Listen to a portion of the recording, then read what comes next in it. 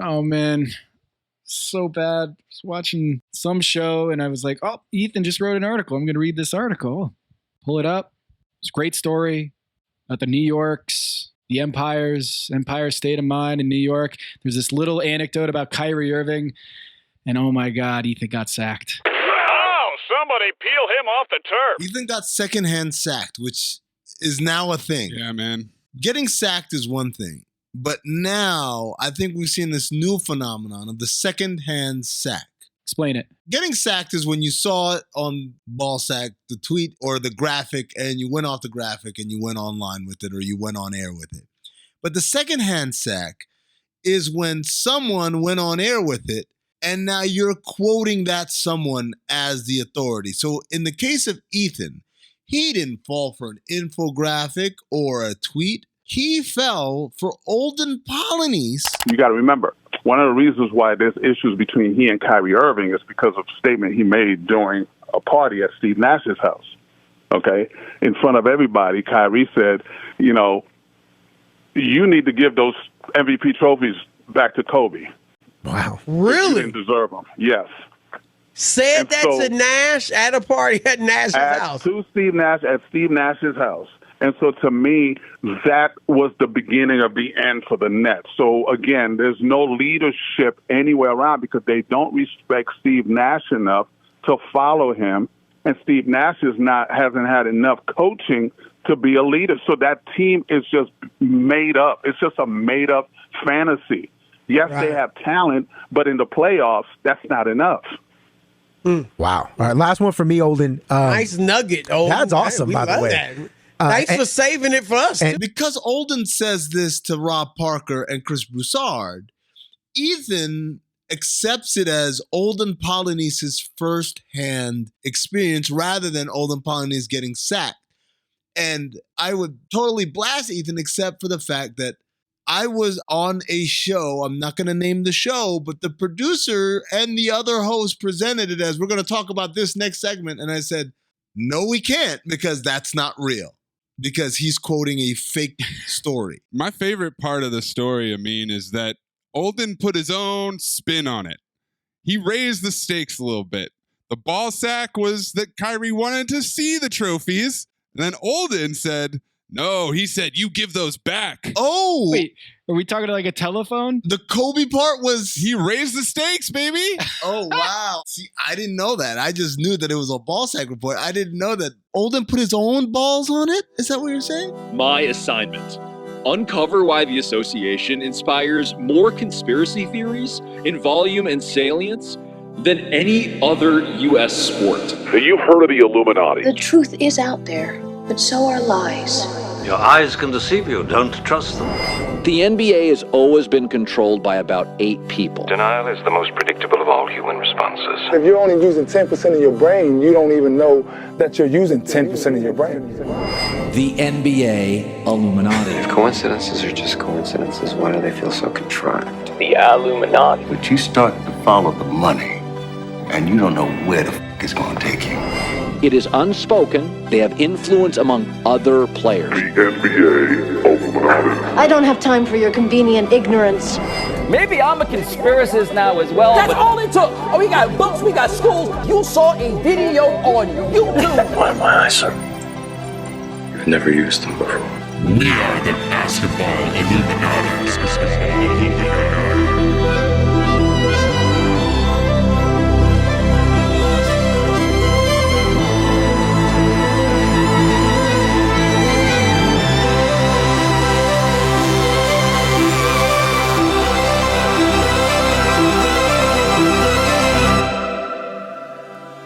This is Basketball Illuminati. I'm Tom Haberstroh, and as always, I am joined by the 5-star Illuminarmy generals, Amin Al-Hassan, and our producer, Anthony Mays.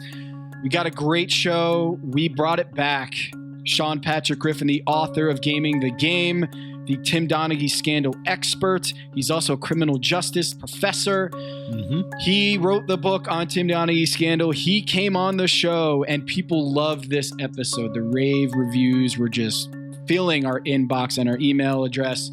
Great interview we did a couple weeks ago with him, but this one's even better. Hear what Sean Patrick Griffin thought, his takes, his reaction to the Netflix documentary. We're going to talk to him for our Truth Tellers segment. But first,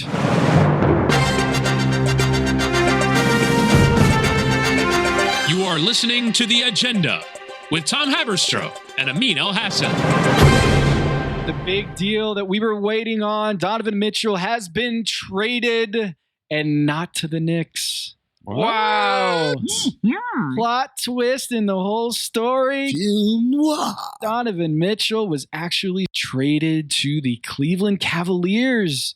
The CAA Knicks did not get the deal done. Leon Rose is sitting there answering to Stephen A. Smith. They lost him. They had Donovan Mitchell in their clutches, or so they make you believe. Frustrated by the talks with Donovan Mitchell, they put down the ultimatum, threw down the gauntlet, and said, we're tired of this. You either give us your best shot, or we're going to sign this deal with RJ Barrett. I swear to you.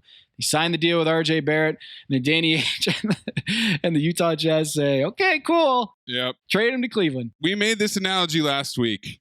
When you make a big stand with your significant other, and then if your significant other is Danny Ainge, just waltzes away with your drugs all the way to Cleveland, right, Amin? That's right, boys. And you know what, man? It's funny because the package he got from Cleveland is actually quite favorable. I don't think people keep saying, oh, the Knicks. I'm like, hold on for a second. They got Lauri Markkanen. They got Colin Sexton at a deal that's almost 50% lower than what RJ Barrett ended up getting. And they got 3 first-round picks and 2 pick swaps, which, as Tom noted on Twitter, a pick swap is basically an unprotected pick, right? It's just the question of, do I get it? AKA, is it better than mine or not? And it remains to be seen, obviously, if that's the case. But I thought Utah did a good job of getting an extraordinary amount of value out of Donovan Mitchell.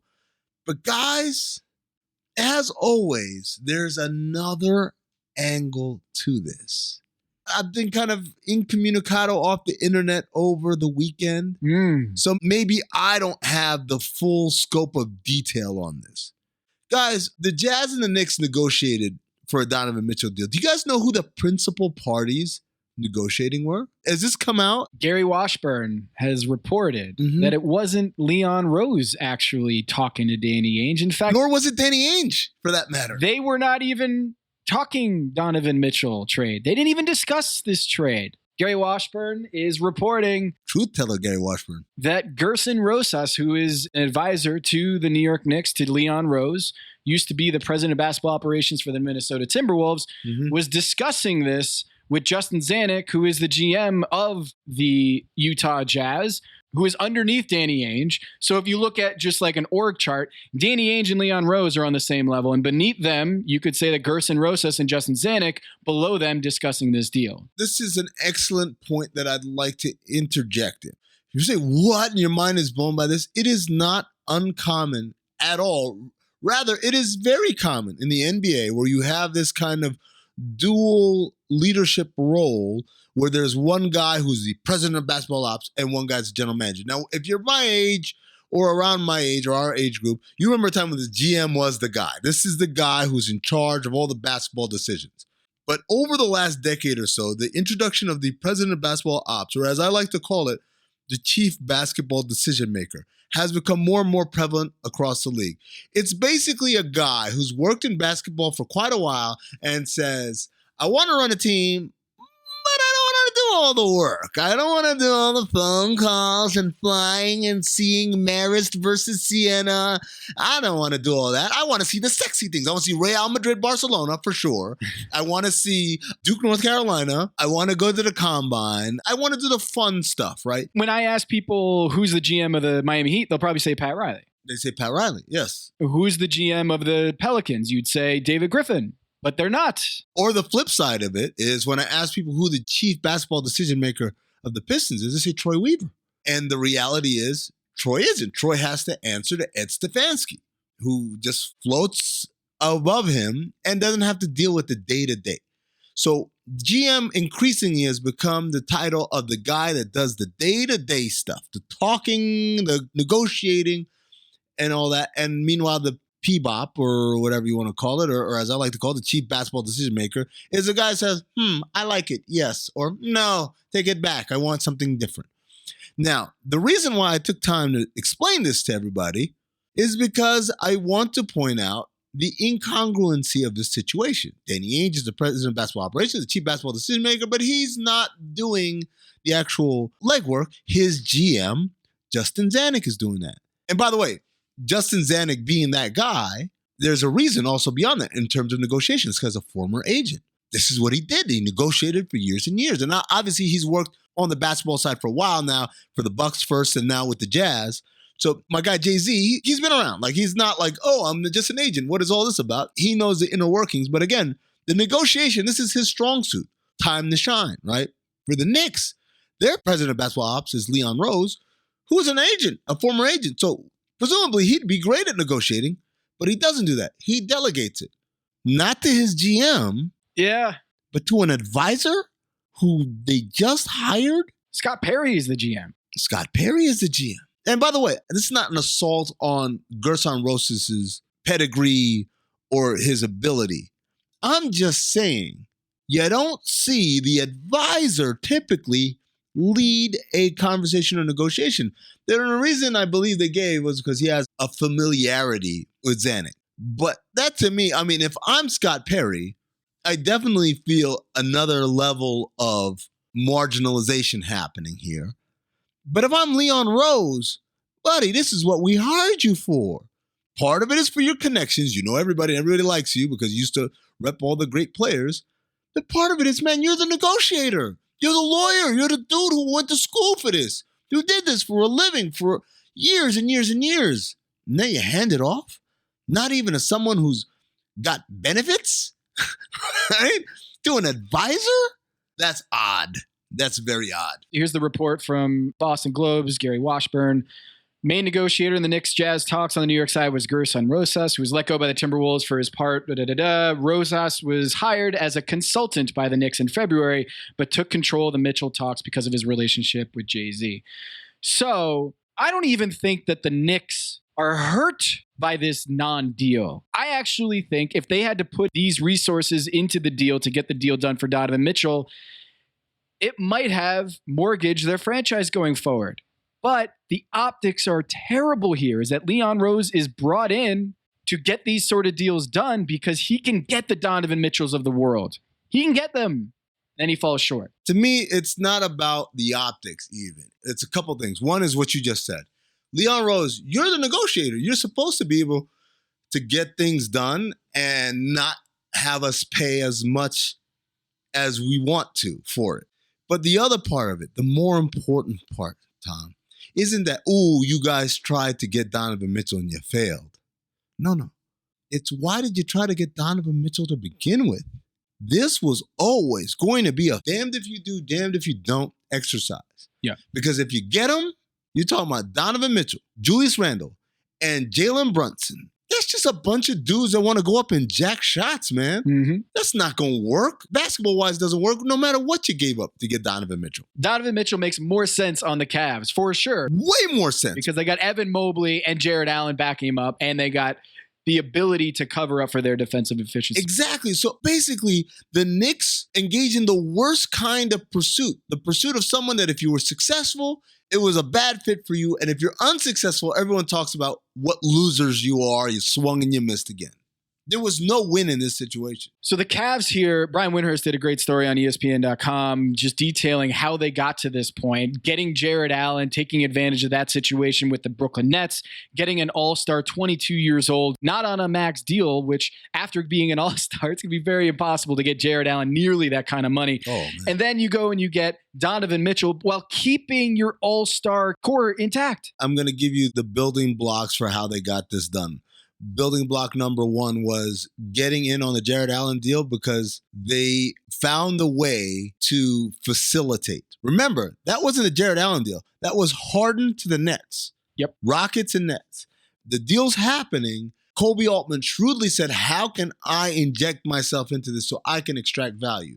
The Rockets didn't want Jared Allen, who was, I think we all saw it. This guy was going to be a force to be reckoned with on the defensive end. So they got him. So that's building block number one. Number two is paying Jared Allen significantly less than what he's worth. When he signed that deal, I remember saying he's undervalued. That is an amazing deal for the Nets. If I were Jared Allen, I should be upset that I got lowballed on this. But at the time, the center market was really low, if you remember. 5-year, $100 million. I mean, he's getting paid $20 million in 26. Peanuts. Right? And it's a flat rate. It's going to be like the mid-level by then. There wasn't even an escalation in that, right? Building block number three was drafting Evan Mobley and having the belief. This is the part I give him full credit, and that goes to JB Bickerstaff, the idea that, yes, we're going to have two bigs starting. I didn't believe it would work, and it worked marvelously for them. Building block number four, and this one's really interesting because it wasn't something the Cavs did on purpose. The injury of Colin Sexton, because they had an issue. They didn't know, are we Sexton or Garland? Are we Garland or Sexton? Sexton getting hurt allowed Garland to step up and allowed them to say, we're going Garland. Give him his extension, made Sexton expendable, and as a result, now you can move him for Donovan Mitchell. Tremendous work by Kobe Altman and his staff. It's an interesting story for the top of the East, whether the Cavs are going to be actually in the conversation for the Eastern Conference title. They didn't make the playoffs last year, but I think the underlying machinations of this deal is more interesting. The Leon Rose aspect, the RJ Barrett aspect, the fake ultimatum before the deal. And then, of course, my favorite part, 2024, the Cavs still have their first round pick. Bronny James can be a NBA eligible draftee in 2024. And what position is wide open on their depth chart? Small forward. Keep your third eye open. The Cavs, Kobe Altman, making moves. All right, it's time to tell some truths. It's time to bring back Sean Patrick Griffin of Gaming the Game and not of the upcoming documentary, as we'll discuss right here on the show. Stay tuned. Listener, listen up. This is important. Okay, I'm going to try to save you some money here. If you're still overpaying for wireless, it's time to say yes to saying no. At Mint Mobile, their favorite word is no. You may think like, oh, that's bad. No contracts, no monthly bills, no overages, no hidden fees, no BS. Here's why I said yes to making the switch and getting premium wireless for $15 a month. You heard that correctly. $15 per month. Ditch overpriced wireless and the jaw-dropping monthly bills. And of course, there are all these hidden fees and stuff, but at Mint Mobile, plans start at $15 per month. All the plans come with high-speed data, unlimited talk and text. You're not doing like weekend and nighttime minutes or anything like that. And it's delivered on the nation's largest 5G network. Use your own phone. Don't have to get a new phone. Use your own phone with any Mint Mobile plan and bring your phone number along with all of your existing contacts. I switched months ago. People have asked, did you actually switch? Yes, I actually switched months ago, and I don't know what to do with all this extra money. I've cheated the system here. I've rigged something. This is an Ocean's 11 situation where I'm stealing wireless from Mint. That's how good a deal it is. Ready to say yes to saying no? Make the switch at mintmobile.com/dings. That's D-I-N-G-S. That's mintmobile.com/dings. Upfront payment of $45 required, equivalent to $15 per month. Limited time new customer offer for first 3 months only. Speeds may slow above 35 gigabytes on unlimited plan. Taxes and fees extra. See Mint Mobile for details.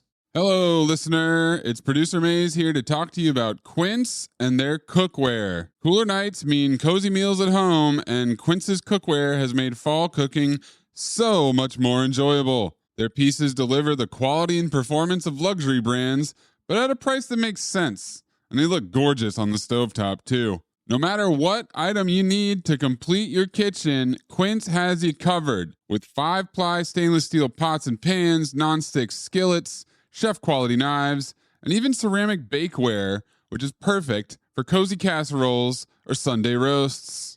And when you look at these prices, you might think, how is Quince doing this? How do they deliver high-quality items similar to high-end brands that are half the price? Well, let me tell you, they partner directly with ethical top-tier factories to cut out the middlemen and pass the savings on to you. And it's not just cookware. I got myself some bath sheets. That's right. When you're a tall man, you have to use bath sheets, not bath towels from Quince. It's like drying off with the cloud. It's incredible. Upgrade your kitchen for cozy fall meals with premium cookware from Quince. Go to quince.com/dings for free shipping on your order and 365-day returns. That's QUINCE.com/dings, DINGS, to get free shipping and 365-day returns. Quince.com/dings. You all think I'm late. Well, I'm not late. And I'm going to stay right here and fight for this lost cause, even if this room gets filled with lies like these. And the Taylors and all their armies come marching into this place. Somebody will listen to me. There's no better way to overpower a trickle of doubt than with a flood of naked truth. But the complexity and the gray lie not in the truth, but what you do with the truth once you have it. What is true and right is true and right for all. You and I both know that that's just not the truth. You can't handle the truth. Too messy. Keeps them up nights. I'm here because in the end, the truth is worth the risk. Speak a little truth and people lose their minds. I'm a grown man, you can tell me the truth. Why is it people who want the truth never believe it when they hear it? So you know what I'm going to do? I'm going to do something really outrageous. I'm going to tell the truth. We brought you back here, Sean. You have written the book. I have it right here. I've got it all flagged and highlighted. Gaming the Game. Story behind the NBA betting scandal and the gambler who made it happen. Thanks for joining us again. If you haven't listened to that episode, go listen. Press pause right now. Do your homework and listen to that episode. And we introduced Sean Patrick Griffin to our Illuminati listeners. We kind of saw this coming, right? You said the producers reached out to you really early on in the process, and it was pretty clear to you that they had not read the definitive account of the Tim Donaghy scandal with primary sources, interviews with FBI agents, all of that. They just didn't read your book, and they still called you. Then after you watched the documentary, did you feel any better about their ability to tell the truth about this story? No. If you remember, I said on your podcast, I was trying to be reasonable. Yeah. Maybe I'd be wrong. Maybe all my spider senses, my spidey sense was wrong, but it wasn't possible. But what I didn't know, if you had told me beforehand, keep in mind, I was only going by what I had experienced with the producers or what little I had heard from Batista based on what he had been interviewed about. If you had told me beforehand that John Lauro, Donaghy's lawyer, and Warren Flagg, the FBI, former FBI agent and now private investigator or whatever, were involved, I would have told you I needed all I needed to know without ever seeing a thing. And I give you an analogy. If you're in my line of work, I mentioned on the last podcast, in organized crime literature, a lot of it is very sketchy. It's street rumors, legends, things like that. So there are a handful of people, literally, it's not hundreds, it's maybe a dozen or two in organized crime history. If you're looking at books, people like me, literally, when I look at a book, I first look at the reference section. I can tell you what a book is going to look like, either looking at the end notes, the source notes, or the references before I ever even buy the book. And that's what this show was. If you read Gaming the Game, there's a chapter called Tim Donaghy's Assault on Justice. Yeah. Well, what I didn't know, I could sense it, but I didn't know how bad it was going to be, was that the Netflix show is Tim Donaghy's version, debunked version, by the way, of the NBA betting scandal. That's why I said on Twitter, it's actually worse than I thought it was going to be. It's funny because I remember the conversation we had. I went back and listened to it. We asked you about what your impressions were based on them approaching you and your conversation with the producers prior to this project getting made. And you said something along the lines of the series is called Untold, but everything they're talking about is stuff that's already been told. I thought that's what we're going to get, stuff that we already know, but, you know, to a mass public, maybe they didn't know. And instead, what I got was things that even I, having not read your book in entirety, just excerpts and sections here and there, could automatically identify, like, oh, that's the farthest thing from truth. Well, that's true. Well, look, as you guys know, the first however many minutes of the quote-unquote documentary are on favoritism to players and things like that. You don't need access to Tim Donaghy or anything for that. That stuff's been around forever. But even with regard to the NBA betting scandal, I'm not exaggerating. This is not hyperbole. Quite literally, there's not a thing in that documentary that if you've been paying attention to the story, that was new. It was new in some regards. If people had not listened to the podcast that was done in 2020. The Whistleblower podcast, right? Yes. The last third of the documentary was heavily the material that you would have heard if you listened to the Whistleblower podcast. That, of course, had its own problems. But my point is, if you've been paying attention to the story, honest to goodness, there's not a thing in that documentary that was new. It really wasn't untold. I mean, the parts that were untold were the parts that shouldn't have been told because they weren't true. Even things like the favoritism stuff, it's wholly irrelevant to the story. When you bring all those things together, I guess you could make a case for circumstantial evidence, but I just felt like there was a lot of information there that wasn't relevant. And then stuff that was really relevant also is not untold because you wrote a book about it. I found wholly confusing. I mean, that's one of my main issues with the documentary. Batista was interviewed for 13 hours. Think about that for a second. And yet we get what we saw. Well, I mean, Sean, to be fair, our last episode was 15 hours and I just got real creative. Hey, listen, with me as an interview guest, that's possible. I give people like you a tough job trying to edit these things. I'm so long-winded. But my whole issue with this is I stupidly thought this was going to be a documentary about the NBA betting scandal. What it was a really sharp-looking, you have to give them credit, the production value is impressive. It was a sharp-looking version of Donaghy's book. Yes. It's Donaghy's story, and what they did was really shrewd, by the way. And again, this is where I have a different take on this just because I'm an academic. I don't like these things because, fine, they're going to do something from a perspective. But A, there's objective data. B, there's evidence that debunks what they put out there. But beyond that, they literally had access to the people and to the data to get it right. And they consciously chose to put that out there. That's what people should be agitated about. Okay, so let's get into the actual moments of this documentary that I have flagged here as things I want to ask you about. The principal one, the number one thing, is the meeting at the Marriott. You have chronicled the meeting at the Marriott. It is an absolutely pivotal moment in this entire scandal. And the producer of the documentary asks Tommy Martino, who is the co-conspirator, boys with Tim Donaghy. They go back since day one, off camera, subtitled and everything. Why are your stories about what happened at the Marriott so different? Tommy Martino starts stammering and then goes, wait, can we cut for a sec? What happened there? Here's the background that I know. Tenderfoot TV did a podcast talking to Tim Donaghy and Tommy Martino a couple years ago. And in that podcast, Whistleblower podcast, the journalist is driving Tommy Martino, asking him about Tim Donaghy and the scandal. And Tommy Martino confesses something. He makes an admission in the car and says, I actually have been lying about that meeting. Tom, just to be clear, what he says is, Donaghy asked him to back him up on his story. And so in order to back him up in his story, he had to say that I was never there when the threat was made. I never heard threats, but I was never there when those two were alone. That wasn't addressed here on the documentary, right? Like, as far as I could tell, they just skipped over that whole part. And when Tommy Martino wants to go off the record, they just kind of leave that cliffhanger. So talk to me about that moment, watching it, you chronicling that whole Marriott meeting and then seeing how the documentary presented it. Well, don't forget, I'm watching this like you. So when I saw that moment, I'm a big boy. I can imagine why a producer or a director would love that moment where he says, I don't want to talk on screen. But I'm stupidly assuming they're going to come back to that and explain why he wanted to be off air, what was actually done and said, and the fact that he finally admitted in 2020, what everyone who knew the story knew, that, he had been lying for the last decade, and they never come back to it. Are they doing that just because they want this mystery out there for clicks and views and ratings? I don't know.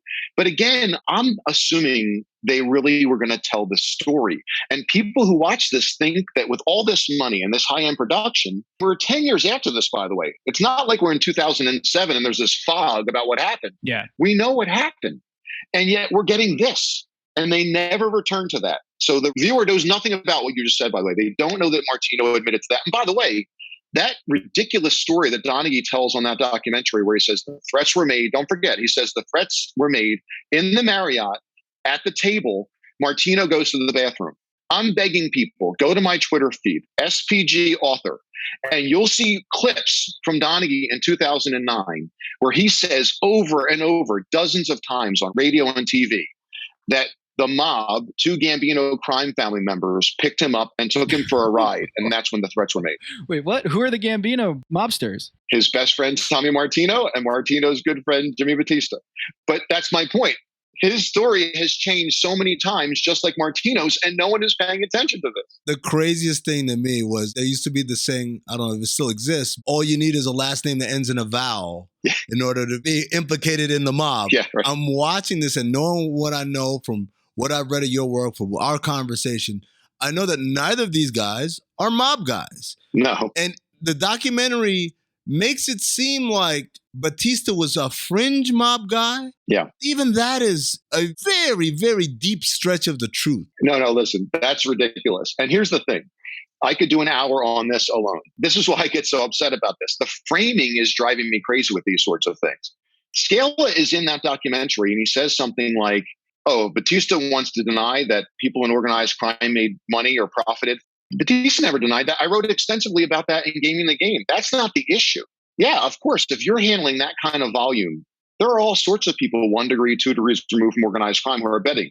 The public gets this wrong all the time, and I explain this in Gaming the Game too. There's a great line in the book where Batista, and I think the quote is, people think that we'd be afraid of organized crime. In pro gambling, we're the whales and they're the fish. Huh. And his argument is, we're the ones running the market. We can take money out of their pockets. They can't take money out of our pockets. That's one of the nuances that is never explained in something like this. But with regard to that meeting that's talked about in the show, I describe in Gaming the Game, Batista is moving money and gambling with a big time gambler in New York City, who, by the way, is Jewish. For the sake of this conversation. The Jewish mob, they got it. Exactly. Well, he's the one who was gambling and moving money for the Gambino crime family. That's true.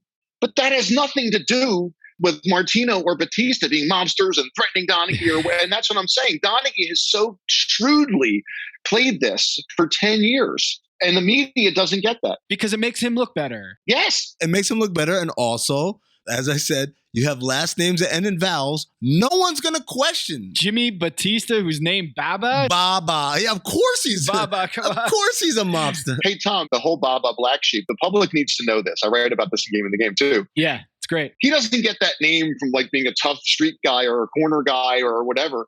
His family gave him that nickname because he was the black sheep of the family. It was an inside joke in his family. He totally embraced it and was fine with it. But the public thinks, oh my gosh, that's because he was in this underworld. Yeah. That happened when he was a kid. It's like Carmine, the Knife, Fratelli. Like they're thinking exactly, it's that kind of nickname. The other thing that bothered me about the documentary is they've got Phil Scala there. I don't know how many hours they interviewed him. They could have asked him, well, hey, obviously you guys picked up on this sort of by chance.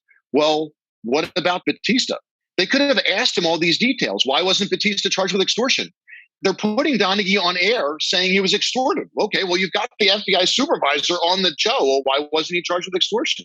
According to Donaghy, Martino extorted him too. Why wasn't he charged with extortion? If they're threatening him and his family, like, oh, if you don't come over with me, there's someone who might make a trip down to Florida and meet your wife and kids. Exactly. That's a threat. That's extortion. That should be a federal crime here. That should be something that Phil's team, and by the way, can you tell the people, Phil Scala, the guy who's on the documentary and who wrote the foreword on Tim Donaghy's book, which for reasons have not been explained, right? Right. Why Phil Scala wrote the foreword for the book. He was housing the unit. He actually wasn't one of the agents who were working the case actively, boots on the ground every day. Those 2 agents are not retired from the FBI and therefore can't talk. You are good at this. That's the issue, yes. Scala's the only one who can talk, and he's the guy who's managing this thing, but he's not actually doing the dirty work, right? That's exactly right. The agents were Paul Harris, he was the case agent, which in layman's term is the lead agent, and Jerry Conrad, and they haven't retired yet, and no one even knows their names. No one knows the names of the U.S. attorneys who worked the case. There are only 2 of those. That's the thing. When you're talking about the NBA betting scandal, you're literally talking about 5 people, including Phil Scala, 2 assistant U.S. attorneys and 2 FBI agents. And you haven't heard from any of those other than in Gaming the Game, of course. I want to make another point to Tom's point about the fact, well, they could have been charged with extortion. Don't forget, in Donaghy's plea agreement, the feds write he was never anything more than a willing participant. That's a quote. And the judge, when she sentenced Donaghy, said he was more culpable than his co-conspirators. And yet the documentary mentions none of this. In fact, the producer off camera, when talking about this moment, he says verbatim, if he had not made that threat. Yes. As if it is fact. And he sets Donaghy up for the, well, of course I wouldn't have done this. Yes, Tom, you're so good at this. And that's what I'm saying. I'm not a Batista apologist. I'm trying to get the facts correct. This is all on the public record. You don't need access to Sean Patrick Griffin's files or gaming the game. This is public record. It's driving me nuts. This entire thing was framed from Tim Donaghy's point of view, and they ran with it. That's another example where it was just teed up. And what the public doesn't know is not only was Donaghy not upset when the scandal ended, he complained. When Batista goes into drug rehab on March 18, 2007, he told the media for a decade, I was so relieved because the mob had finally released me. Yeah, they'd be off my back. Yeah, well, the truth was it switched from Jimmy Batista to Pete Ruggieri, another professional gambler. Ruggieri had it for like a handful of games. He shuts the scheme down, not the FBI, not the NBA, and certainly not, as he says, Tim Donaghy. The pro gambler, Pete Ruggieri, shuts the scheme down because by then, too many people are copying the bets in the underworld market. I don't mean underworld like mobsters. I'm talking about the professional gambling market because everyone knew he was fixing games. And Ruggieri said, we can't control this any longer. And then when that happens, Martino reports back to Donaghy, hey, Pete's shutting the scheme down. And Donaghy complains about one more game. He wants one more game. The documentary people knew all of this and chose not to put it on air. I don't think people understand how much the media is manipulating the story. Before you answer this question, Sean, because I know you're going to have a fire answer, I want to ask Maze and Tom, based on what we know, which is a fraction of what Sean knows, what was the most glaring omission you noticed when watching the documentary? For me, it was what Sean told us last time. The success rate on Donaghy picks where Donaghy reffed was 37-10, right? The success rate on games where he wasn't reffing was so bad, they said, never mind. Don't give us any more of your insight picks. Just give us your games and your picks for those games. Tom and Maze, if I present that to you as the most glaring omission, do you have something that can match it? And then after you guys have answered, I want to see if Sean has something that can match or even overtake that. They completely didn't mention that Tim Donaghy's uncle, Billy Oakes, was an NBA referee. They were talking about like his life as a referee and the nepotism in the referee ranks, and they just glossed over the fact that his uncle was an NBA referee. They left a couple things out, but the one that you mentioned, it hadn't even hit me because I just assumed that it was talked about on the documentary. But the fact that his non-Donaghy game bets were losers almost every time, they just left that out of the documentary. For me, I think it's what Sean told us about last time, which is the Animals, Batista's crew. Mm-hmm. We get a couple references by Batista to the Animals, and they do absolutely no exposition about who that is, what they did, all the things Sean told us about, how they presented themselves, and how they were just kind of regular schmoes that were making $1 million bets. There was absolutely no insight into that, and it was weird out of context, because if you just hear the Animals, I guess you could think that that's maybe the mob. Sean, can you top any of that with an omission? You feel like, oh my God, I can't believe they left that out. Well, it's related to one of your things, which is, don't forget, it starts out with the quote unquote inside information angle, which has obviously always been his argument. You can debunk that with a blizzard of data, whether it's betting lines, betting records, the cooperating government informers, who, again, they know about this. They know, based on what I told them and what I gave them, they know who the cooperators are. They had access to all that information. And by the way, when Martino talked to them, he's one of the people who said that they were only betting on Donaghy games because of the few losses they took. He told the FBI that. So they could have picked apart that whole thing. And by the way, I mean, last time I was on, you love the code. Yeah. Well, here you've got Donaghy and Martino on the documentary joking about the code. But no one is realizing, wait, they're actually admitting that they're only talking about Donaghy games. There's another part of the documentary where they do the same thing, where they have Martino on there saying, oh, yeah, after every game, Donaghy would call me and say, good boy. Yeah, good boy. Yes. It's all because they knew what game it was. In your book, Batista says Donnie would always call him right before a game and say, "What's the number? What's the number?" He needed to know what to beat, yeah. He doesn't need to know the number on anyone else's games. He just needs to know the number on his games. So the thing that drives me nuts watching this documentary is they talk about certain games, and you're not an NBA analyst. You don't have the same sort of experience watching these games as Amin, Mays, and I do, where we can say, I wonder what the tape actually says. And so they bring up that Knicks Heat game, okay? Knicks Heat, February 26, 2007. Here's what Tim Donaghy says. He pushes Derek Stafford under the bus. It's Derek Stafford. Like, what? I was refereeing with Stafford. This is Derek Stafford, longtime NBA referee. He was buddies with Isaiah Thomas. This is what Tim Donaghy is saying. I knew Stafford didn't have a liking for Pat Riley, even a little bit. And I knew any chance he got, he'd stick it to him because he was that type of referee. Okay, you can go back and watch the tape and see all the times that Derek Stafford stuck it to Pat Riley. And Tom actually went back and watched the tape, ladies and gentlemen. He's not hypothetically saying, go back and watch the tape. This is someone who actually went back and watched the tape and counted. And Tom, what did you find? Donnie was way more biased against Pat Riley than the Knicks. It was unbelievable. 18 calls Tim Donaghy made in this game. I watched the game, just charted. Took me maybe an hour, 2 hours to watch all these plays. 14 favored New York. That eventually covered by a lot.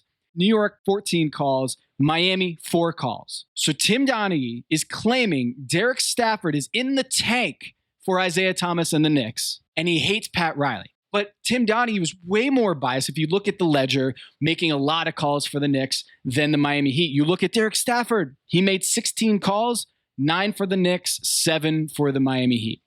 Almost even. Derek Stafford, who Tim Donaghy is saying on the documentary that he was going to stick it to Pat Riley any chance he got, was so in the tank for the Knicks that it was basically even, the calls that he made. In fact, there's an amazing moment where Tim Donaghy's on the floor. They're running back on defense.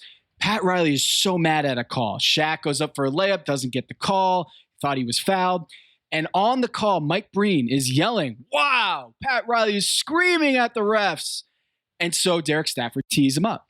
If you're Tim Donaghy watching that moment, you know, I have this play where Derek Stafford is teeing up Pat Riley. That's proof. That's proof that he hates Pat Riley, right? But a couple plays later, Derek Stafford calls it technical on the Knicks. On the Knicks.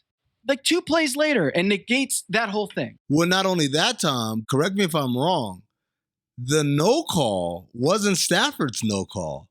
It was Donaghy's no call. Yes. So he tees up Pat Riley for overreacting to a no call that Donaghy is responsible for, or responsible for not calling it. So Stafford had Donaghy's back. Yeah, pretty much. And then years later, he shoved him under the bus. There's another thing watching the tape. One of the violations that he actually called for the Heat actually benefited the Knicks. Even though he called it against the Knicks, it benefited the Knicks, and I'll show you why.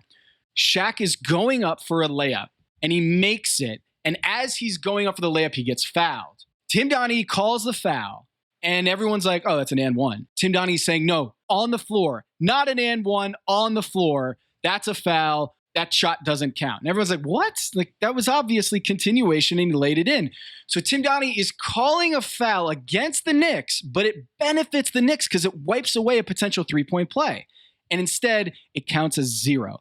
So the nuances of what Tim Donaghy would do to sway the line and benefit whoever he is picking, this is all a long way to say, why didn't they have an analyst or a journalist or someone who had written a book to say, hey, yeah, we watched the film and actually it's 14-4. Tim Donaghy was way more biased towards the Knicks than Derek Stafford was. Well, Tom, here's the other issue. You just said it took you maybe an hour or so with no research budget and no assistance. This was a very big budget documentary that's been in the works for a long time. I have my own hangups, as you've heard, but there's another example. That has not stopped with this story. You know, last podcast, you nicely referenced Henry Abbott's work. There have been a bunch of people, not dozens, but a handful of us who've taken the time to do this. We're either the unluckiest people on the planet or he says a lot of things that are factually demonstrably false. Why not have a Henry Abbott on this program being like, okay, we covered this on ESPN and it was very obvious X, Y, and Z. They didn't have a single third party to come in here and direct the audience on what's BS. Because the idea that the three co-conspirators have conflicting stories could have been explained by a third party being like, yeah, this is what happened. But they didn't call you to sit down for an interview. They called you just for background info, apparently. That's actually one of my main issues with the documentary. Don't forget, I'm proud of Game in the Game because it's not Batista's story. If there are diverging opinions or versions of events on, for instance, like the Prophets, they don't agree on how much money Tim Donaghy got paid. Donaghy says that he got paid 30 to 40. Martino says he paid him between 115,000 and 120,000. And Batista says that he paid him between 201 and 209,000. Well, I don't take an argument on that. I present that in the book. There are a bunch of examples like that where you just tell the audience there are divergent opinions or recollections of what happened and let the public know. And they don't do that at all. They literally take Tim Donaghy's word as gospel and then see what I think is more dastardly. I think what they did is awful. They get these other interview subjects and selectively edit their answers to craft their narrative. So it looks as one big compelling package. And that is outrageous. I would have loved to have sat in those interviews for, however many hours it was for each person. Because I've done that before. I've been interviewed for documentaries many times, and I'm long-winded, and I can understand how they need a 30-second clip, and I'm giving them 2 minutes. I get that. But you can do that without changing history and manipulating history, and that's what they did here. So, Sean, we've talked a lot about this, just about the subjectivity of the documentary. You called it the Donaghy defense documentary. Yeah. And I want to know, clearly his involvement was a major part of it. Do you think that his interview was contingent upon the narrative being framed around his story? Do you think he would have participated if they had been more objective? That's a great question. If I didn't have background information, I would have said, I think so. I actually don't think that happened. He was nervous as heck about what this finished project was going to be. So much so that he visited Tommy Martino, flew up from Florida to visit Tommy Martino, what he had told them and what he thought or whatever. And Donaghy texted Batista asking him to come over so they could all go over what they told Netflix. So I think he was very nervous. Wait, how do you know that? Batista told me. I know he did. It's not a matter of telling. And you're laughing because it is laughable, right? Here, for a decade, we've been told that Jimmy Batista, and before him, Batista and Martino were Gambino crime family members who were threatening Donaghy and his family. Yeah. Never mind the silly thing that just happened with Netflix, where Donaghy is at Martino's house and texting Batista saying, hey, I'm at Tommy's, come on over. 2 years ago, when they're promoting Martino's film, Donaghy contacts Batista. He text messages him and say, hey, and I won't tell you the dollar figures, we can give you X number of dollars if you help us promote this film. This is the guy who is on TV, radio for 10 years saying that this is a mobster threatening his life and kids. It's so ridiculous. And you don't need my access to this ridiculous anecdote. But anyway, so Mays, Donaghy, I think, was correctly fearful, not because of anything he said, but because he knew that they had spoken to me and they talked to Batista. As it turns out, he had nothing to worry about. So in your book, I'm opening it up to 226 here. Of course. This is on What Characters chapter. Oh, yes, 226, one of my favorite pages. For those following at home, this is you writing here. The assault on Donaghy's character and credibility was likely to go all the way back to high school, when Donaghy admitted getting into Villanova University in part by having someone take his SAT exam for him. Donaghy's SAT scam was a hot topic among the Delco crowd from that era, and Tommy Martino had discussed his knowledge of the situation with the FBI, including the name of the person Donaghy supposedly paid to take the test in Donaghy's stead after performing poorly on the exam himself. Martino added that it was his understanding that Donaghy also cheated on tests while at Villanova. Okay, I didn't know that before I read your book, that Donaghy apparently paid someone to take the SAT for him. But all of these things could have been presented as like a rehashing of his credibility and like the lies that he's told. Maybe you can't believe everything he says on this documentary, but they didn't touch his credibility. They tried at the end with the whole, did you make more money than you said you made? Yes. That was their way of saying, see, we pointed out that he's an untrustworthy liar, but they literally waited an hour and 17 minutes to drop that. But even that is sort of trivial. Okay, what a surprise. He wants to hide income either from his ex-wife or from the IRS. Big deal. They spend an hour on all the other stuff that you can literally debunk But to Tom's point, I don't know why everyone, and I'll defend the documentary. I'm putting air quotes around defend, because everyone's been doing this. They're treating him like they're interviewing Amin or they're interviewing Tom.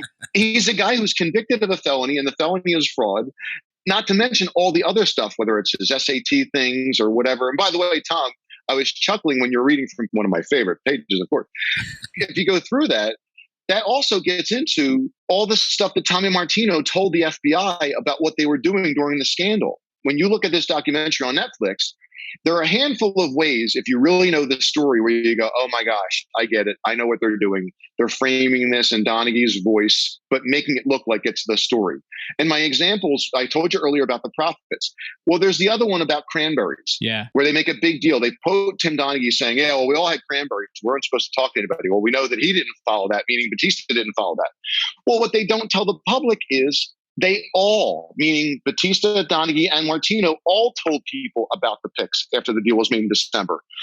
Batista told the professional gambler in New York. Donaghy starts betting again with Jack and Cannon, who you know from the start of this back in November. And then Martino starts sharing the picks with a friend of his who's at a sports book in Costa Rica. That's why the betting lines are flying all over the place. I'm not defending Batista. I'm saying if you're going to put that out there, like, oh, well, here, this is what the problem was, that one of us was violating the code of secrecy. Well, that's just not true. When Martino was talking to the FBI about all this sort of stuff, he was also talking about the drugs he was getting Donaghy and the prostitutes he was getting Donaghy. That's not relevant to the story, but the way that the documentary was framed, you would think, oh my goodness, like Batista's this pill popper or whatever, and the rest of it. And Martino says, yeah, it was sort of the problem with Jimmy's drug use. Well, are they unaware that he actually told the FBI he was getting drugs for Donaghy? Yeah. They literally have Phil Scala there. And of course, as I keep saying, they have the documents. So there's this other thing in the book that you actually compared the betting line data, percentage of NBA games with big line movements, to corroborate the idea that Donaghy was fixing games, or at least he was betting big on games that he was officiating and not betting big on inside information that were losers. My question here is, what else could the documentary have done to just get down into the facts about whether he bet on these games and fixed them, or whether he was just betting and winning games on other people's games? There's the fact about Chuck versus Johnny, home and away. You only know that if it's only one game that they're talking about, not the entire slate of games. But was there another way that they could demonstrably show that evidence was everywhere that he was fixing games? I would have done that a couple of ways. First of all, I would have spent a lot of time with Phil Scala. Phil Scala was very open to me when I interviewed him back in whatever it was, 08, something like that, on the limitations of the FBI's investigation. See, that's the problem too. USA Today did a review of the documentary, and they did what a lot of people in the media do. They say, oh, the FBI concluded Donaghy didn't fix games. Yeah. That never happened. That literally never happened. So what did happen? Like, what is the conclusion, quote unquote, that the FBI came away with? They simply said, we had a handful of agents who looked at a handful of games, and they didn't see anything outrageous to suggest games were being manipulated. But Tom, think about this. Tim Donaghy told the FBI he didn't know what games he bet. Stop right there. So if you're the FBI and you don't know what games to look at, you also then don't know what the betting line propositions are, and you don't know what side he took. So what are you looking at?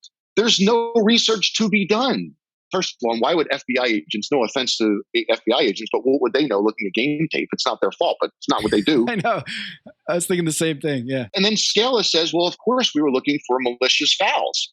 Well, as you and Amin and Mays know, that's not what was being done. So if they don't know the games, they don't know the bets, and they don't know how the hustle was being done, they don't know what they're looking for. So what the FBI said in court filings, and I'll give Scala credit for this, he said this publicly, they were very reserved in what they said. They simply said, we didn't see evidence of malicious or ridiculous calls. Egregious. Yeah. And that's a fair point. You could get dozens of people to do that and come to the same conclusion, but they're not saying they concluded he didn't fix games. And importantly, Scala pushes back against that, and he sort of does in the documentary where he says, well, obviously, if you've got financial interest in a game, it's impossible for you not to at least subconsciously have that impact your bets. Oh, Tom, just so you know, the documentary could have gotten into this too. The NBA, 3 years ago, 2019, they put out a statement in response to ESPN, the magazine's article about this story. because ESPN, the magazine, said, well, the NBA concluded Donaghy didn't fix games. The NBA, in their official statement, says we never concluded Tim Donaghy didn't fix games. And what the public may not know is that David Stern was deposed for one of the hearings, either the Supreme Court case or one of the congressional hearings when all the legalization of sports gambling was taking place. Right, right. And he was asked under oath about that, and he said the same thing. Yeah, we never concluded it in fixed games. I know your audience must think, man, Griffin gets really wound up about this. It's because this stuff, I'm not in the engineering department at the Citadel, right? Those guys are walking geniuses. I'm a criminal justice professor. I'm proud of my work, but it's just legwork. You can do this.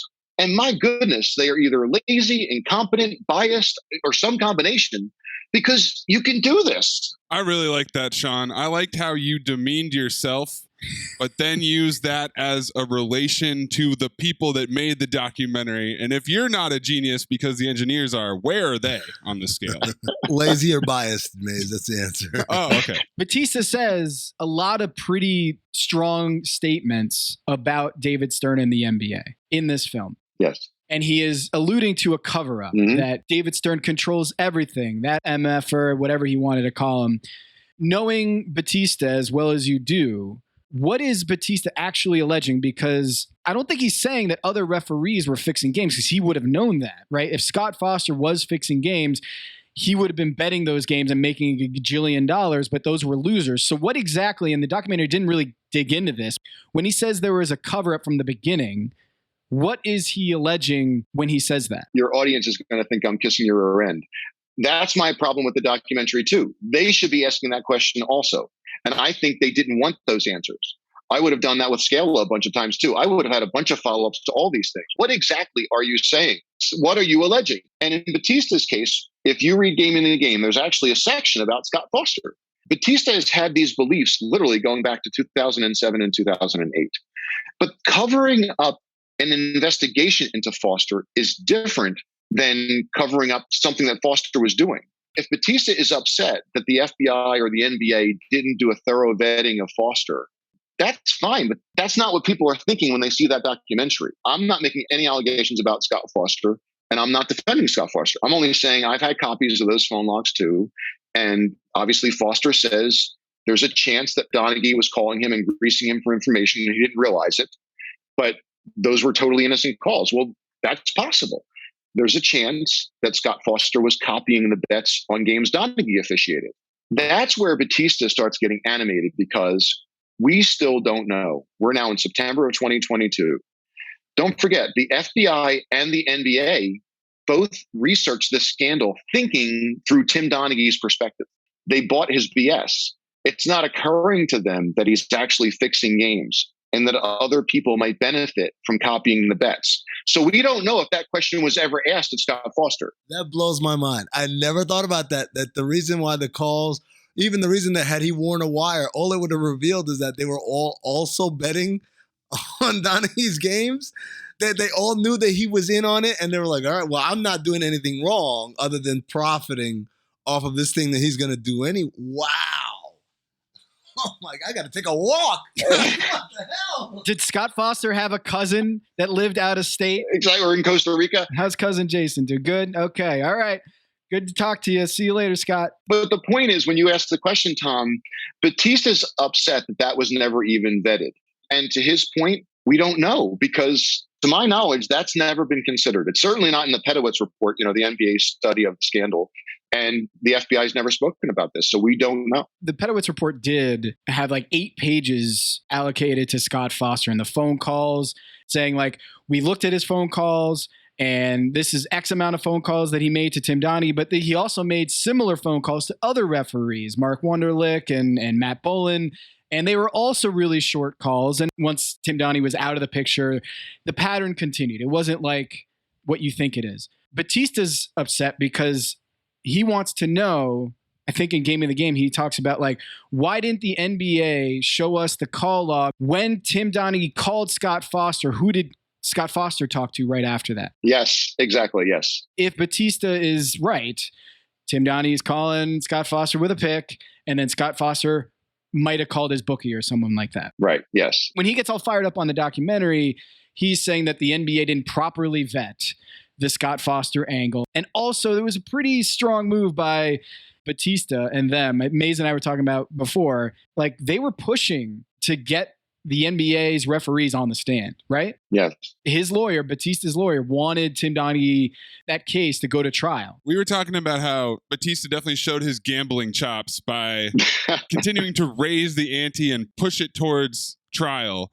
and that he ended up winning the bet or bluffing it, I suppose, because they lowered his sentencing. That was presented in a documentary in a sinister light. I forget the quote, but Donaghy says something like, well, the NBA was trying to cover this up, and that's why Batista got a sweetheart deal. That's not what happened. It's very complicated for a podcast, but the short version is the FBI office in Brooklyn hated coming down to the suburbs of Philly. Don't forget, these are organized crime guys. Well, they're now dealing with a white-collar gambling case in the suburbs of Philly, and they're having to travel down all the time. And once Donaghy agreed to plead guilty and Martino pleaded guilty, there's no story. And the other thing, too, is by then they had concluded that there was no way that they could figure out if games were fixed. And they wanted to get back to their real job, which was fighting the mobsters. And so they just thought, fine. And there was a second issue, which was the issue of venue. Batista's lawyer, Jack McMahon, had figured out there was no reason that case was being tried in New York City. He said, why am I traveling up to New York? You're arguing that all the phone calls and all the things my client did happened in Philly. So he called their bluff. Oh, my God. And they said, okay, fine. We don't want to go down there, and we'll give him just gambling. And as you heard on the documentary, Batista goes, well, I'm a gambler. That's no problem. This just reminds me of when Larry David and Jason Alexander arguing about whose office is going to hold the meeting in Curb Your Enthusiasm. Have a meeting to hold the meeting, to decide on the meeting. Everything is framed in a pro-Donaghy, evidence-free fashion. What about the TV deal? Yeah. That David Stern found out about the scandal, didn't reveal it to the TV networks, and then signed a gajillion dollar TV network deal. That, to you, is not evidence that he was trying to squeeze this TV deal and he had every incentive to sign that deal before this scandal broke out, that this was evidence that David Stern is a mob boss, essentially. Well, I think I was the first non-FBI, non-U.S. attorney person to hear that story. When I interviewed Scaler for Game in the Game back in 07 or 08, he told me that then. Untold. That is Untold, yeah. And I, of course, said, what evidence is there of that? You know, he likes connecting dots and coming up with conspiracy theories, and there is none. As far as that goes, Scale is no different than your neighbor, your drinking buddy at the pub. Like, okay, fine. You can say that the deal was cut right around the time that this was happening, whatever. But look, you and your audience know those deals are going on for months. The idea that that massive deal was cut out of nowhere to put this to bed, there's a difference between making good business decisions and a scandal. And there's nothing stopping, especially in 2022. People at those broadcast networks were upset and thought they got hustled.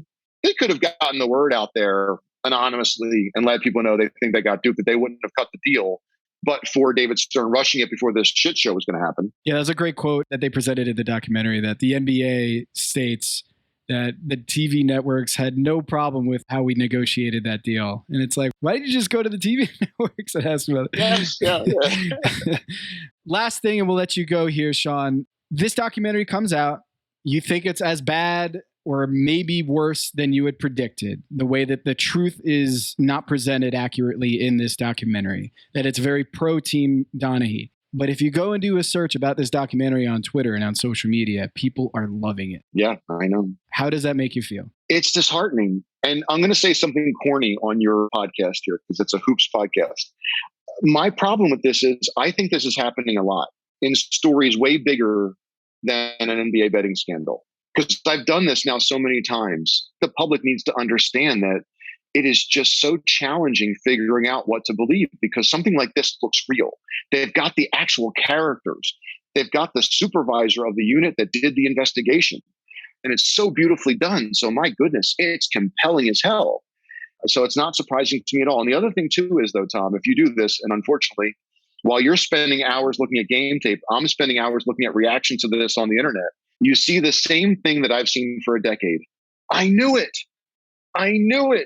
Everything about referee bias, all that sort of stuff. It's all the confirmation bias that's been going on forever. The fact that he chose certain games, people go, I know it. And it's just like his book. He chose certain series in the playoffs. He talked about the Kings-Lakers game that he did not officiate. Yeah. It's just a game that is already a lightning rod. And if you say, oh yeah, just watch that game. He never says who manipulated. He just kind of throws it out there. The other thing people do, they say Tim Donaghy admitted. He's not admitting anything. He's claiming. He's alleging. What do you mean admitting? He's not admitting anything. Yeah. You think that epic thread I put up there a week ago, I'm putting up another one sometime today or tomorrow, because I want your public to see how the media has treated this over 10 years. Now that more and more people are learning the truth and how they've been manipulated. Because the media has been a huge part of this. Yeah, fine. He's a convicted felon who tells tales. Okay, great. But people keep giving him platforms. That's, to me, the issue. Who cares about Donaghy? It's unreal that people just giving him platforms to say whatever he likes without any fact checking or whatever. In this case, I think it's worse because, like I say, they literally had access to everything and ignored it. It's different. In 2007, okay, fine, we didn't know a lot. Well, we know a lot now. And they were offered a lot and had access to all of it and chose to ignore it for their own narrative. Sean just put his finger on exactly what we do here at this podcast. We break the code. We ask the questions. Open your third eye. Open your second eye, man. Do your own research, folks. Read Sean's book, Gaming the Game. Don't fall for the conventional wisdom. Question everything. And that's not what people are doing when they watch this documentary. They accept everything. They accept the narrative. And we, God damn it, are not willing to be sheep. Sean Patrick Griffin, not sheep Patrick Griffin. Thank you for joining us on the show.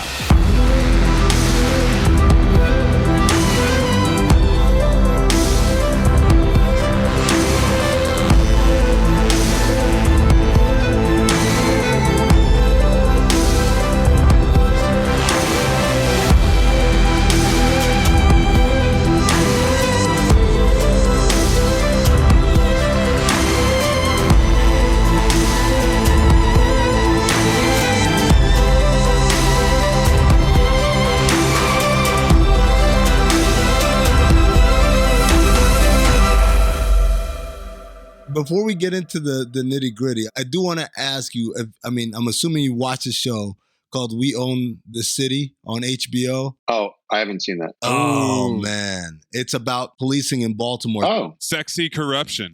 Corruption, but also the mangling of objectives based on what priorities are. Right.